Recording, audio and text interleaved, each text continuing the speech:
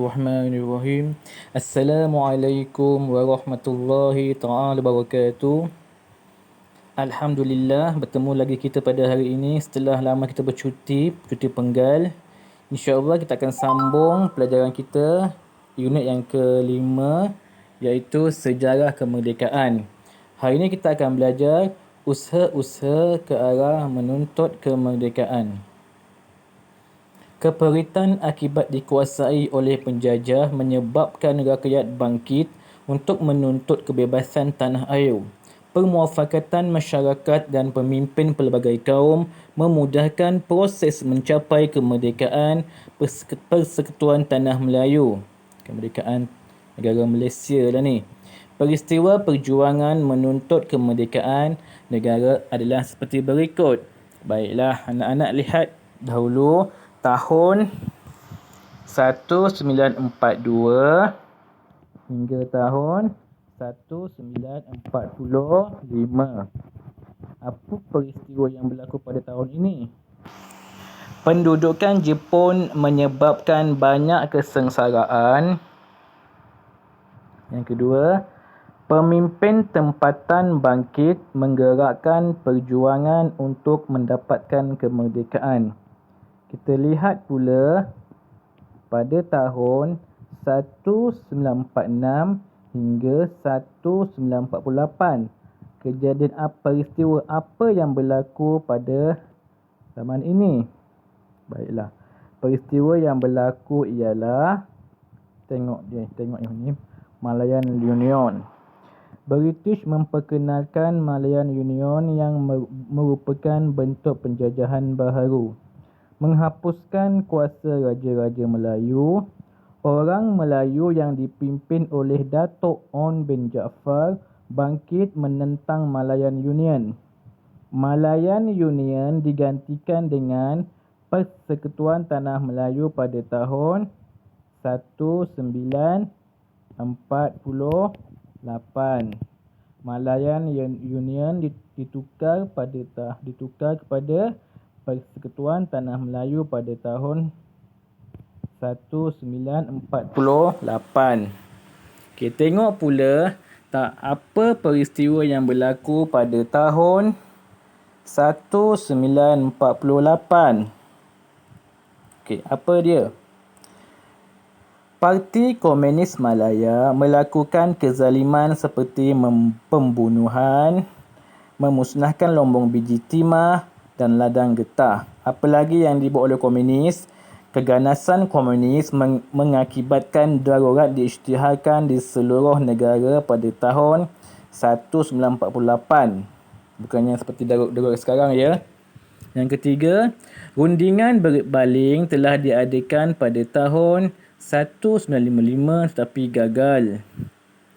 Dan akhir sekali, pada tahun 1960, darurat diisytiharkan tamat. Berapa tahun darurat? 2 tahun.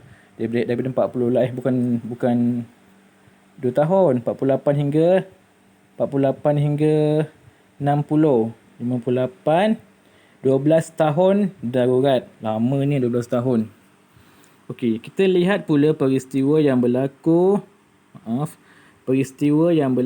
pada tahun 1945 sehinggalah pada tahun 1951. Apa dia yang berlaku pada tahun ini?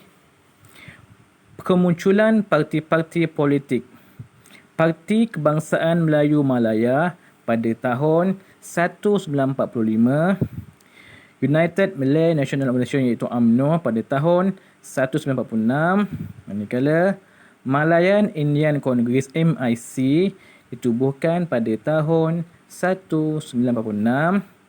Hizbul Muslimin ditubuhkan pada tahun 1948. Manakala MCA Malayan Chinese Association pada tahun 1949. Dan akhir sekali, Parti Islam Semelaya PAS iaitu pada tahun 1951. Okey, sekarang ni parti yang masih lagi wujud, parti yang masih lagi ada di Malaysia ni ialah yang pertama Parti UMNO. MIC masih ada lagi, MCA pun masih ada lagi, dan juga parti PAS masih ada lagi. Dan sekarang ni banyak parti-parti tumbuh macam cendawan. Okey, tengok pula peristiwa yang berlaku pada tahun 1955. Apa yang berlaku? Tengok ni. Yang pertama, Parti Perikatan yang dianggotai oleh UMNO, MCA, MIC ditubuhkan bagi menghadapi pilihan raya.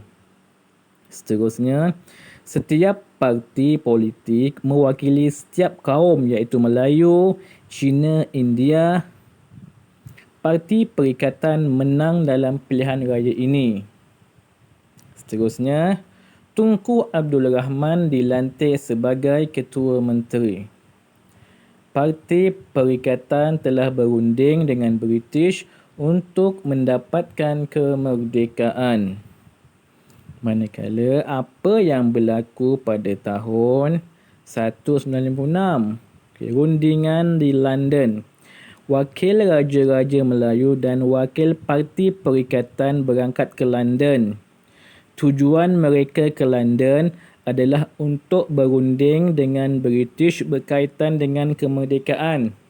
Ya anak-anak, Muallim baru ingat, masa nak pergi London ni, diorang tak ada duit.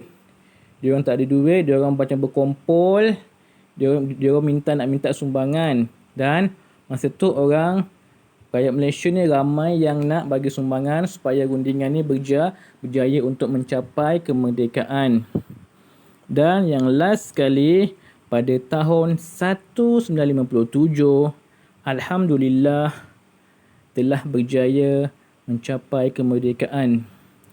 Tunku Abdul Rahman mengisytiharkan kemerdekaan Persekutuan Tanah Melayu pada bila? Pada tanggal 31 Ogos 1957. Alhamdulillah, negara kita telah merdeka pada tahun 57. 67, 77, 87, 2017. Dah 54 tahun kita merdeka. Alhamdulillah. Baiklah. Seterusnya kita buka muka surat 82. Rundingan kemerdekaan. Ahli rombongan ini terdiri daripada 4 orang wakil Raja Melayu dan 4 wakil Parti Perikatan. Wakil Raja-Raja Melayu ialah Datuk Abdul Wahab Toh Muda Abdul Aziz, iaitu Datuk Panglima Bukit Gantang. Yang kedua, Datuk Aziz Abdul Majid, Datuk Muhammad Said Muhammad Said, Datuk Nik Ahmad Kamil Haji Mahmud. Manakala wakil Parti Perikatan sekarang ni dikenali sebagai Barisan Nasional yang kalah pilihan raya umum pada tahun 2018. Okay, wakil dia, siapa dia? Yang pertama, Tunku Abdul Rahman. Yang kedua, Datuk Abdul Razak Hussein. Yang ketiga, Dr. Ismail Abdul Rahman. Yang keempat, Kolonel H.S. Lee. Ini adalah wakil Parti Perikatan. Baiklah anak-anak, insya-Allah setelah anak-anak mendengar rakaman video ini, melihat video ini, anak-anak dikehendaki membuat tugasan yang Muallim berikan di grup WhatsApp. Muallim sudahi dengan Assalamualaikum warahmatullahi taala wabarakatuh, dan insya-Allah kita akan berjumpa lagi minggu hadapan di hari dan waktu yang sama. Ma'assalamah wa ilal liqa.